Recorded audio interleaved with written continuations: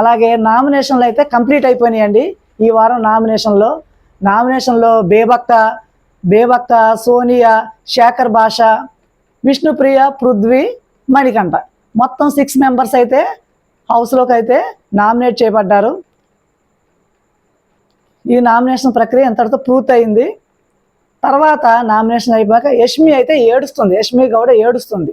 అందరూ నన్ను ఎందుకు అంటున్నారు, అందరూ నన్నే ఎందుకు టార్గెట్ చేస్తున్నారు, ఆమె హౌస్లో ఏడుస్తుంది. అక్కడ బెడ్రూమ్లో మణికంఠ అయితే ఇంకా బోరును అయితే విలపిస్తున్నాడండి. ఎందుకు నన్ను ఇలా టార్గెట్ చేస్తున్నారు, నేను ఆడలేకపోతున్నాను, నా పర్సనాలిటీ ఇలా ఉంది, దానివల్ల నా పర్సనాలిటీ అంటే జస్ట్ నేను మెంటల్గా వీక్, మైండ్ గేమ్ ఆడదామని వచ్చాను, మైండ్ గేమ్ కూడా ఆడలేకపోతున్నాను, నేనైతే ఏ గేమ్ ఆడలేకపోతున్నాను, నన్ను ఎవరు అర్థం చేసుకోవడం, నాకు ఎవరు అర్థం కావట్లేదు, నేనైతే హౌస్లో ఉండలేను అని బాగా అయితే ఏడుస్తున్నాడండి. అప్పుడు యష్మి గౌడ వచ్చి తనైతే హగ్ చేసుకుని అది ఓదార్చింది. నిఖిల్, కిరాక్, సీత అయితే మణికంఠనైతే బాగా ఓదార్చారండి. నిఖిల్ కూడా అరే నీ పని నువ్వు చేసుకోరా, మిగిలిన వాళ్ళ గురించి నువ్వు పట్టించుకోక, ఎవరు ఏమన్నా నీకు అనవసరం, నువ్వు మాత్రం గేమ్ ఆడు అని అయితే చెప్పాడు. దానికైతే మనం అప్రిషియేట్ చేయాలి నిఖిల్ని. ఎవరు ఏమన్నా నువ్వు డోంట్ కేర్, నువ్వు ఎలా వచ్చావు, నువ్వు అంతమంది నీలో ఏదో టాలెంట్ ఉండబట్టే నువ్వు ఇక్కడికి వచ్చావు, దాన్ని మాత్రం నువ్వు ఆలోచించు అని అయితే చెప్పాడు. తర్వాత బిగ్ బాస్ మణికంఠనైతే కన్ఫెషన్ రూమ్లోకి పిలిచాడు. కన్ఫెషన్ రూమ్లోకి వెళ్ళి అక్కడ కూడా మణికంఠ వెక్కి అయితే వేడుస్తున్నాడు.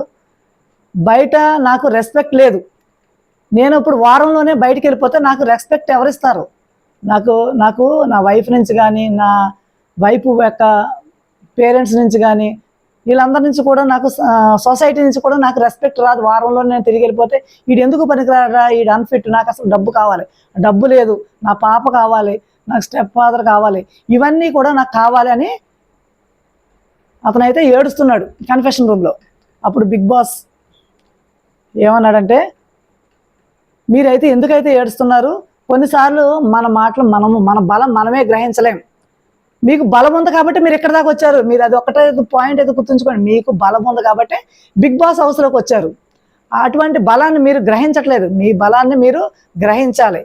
ఇక్కడ ఎందుకు వచ్చావు అంటే నువ్వు బలవంతుడు కాబట్టి వచ్చావు, నీ బలాన్ని అయితే నువ్వు నమ్మి అందరికంటే ముందుగా నువ్వు ముందుకు సాగు, అందరిలాగే నువ్వు ఉండు, నీకైతే బలం ఉంది, ఆ బలాన్ని యూజ్ చేసుకుని నువ్వు ఇంకా మరింత శక్తివంతుడుగా అయ్యి నువ్వైతే ముందుకైతే వెళ్ళు ఆటలో అని బిగ్ బాస్ అయితే సజెషన్ అయితే ఇచ్చారండి. దాన్ని మణికంఠ యాక్సెప్ట్ చేసి నేనైతే నా ఆట నేను ఆడతాను, ఇక నుంచి నేను బాగా ఉంటాను అయితే చెప్పారు. మరి ముందు ఎలా ఉండబోతుంది, మణికంఠ హౌస్లో ఉండగలడా, నెక్స్ట్ వీక్ మణికంఠ ఎలిమినేట్ అవుతాడా, లేదా బేబక్కన ఎలిమినేట్ అవుతుందా, అసలు బిగ్ బాస్ హౌస్లో మణికంఠ ఇంత ఎమోషనల్ జర్నీని ఎంతకాలం సాగించగలడు, మీకేమనిపిస్తుంది కామెంట్ చేయండి. నెక్స్ట్ వీక్ ఎవరైతే ఎలిమినేట్ అవుతారో అన్నది కూడా కామెంట్ చేయండి.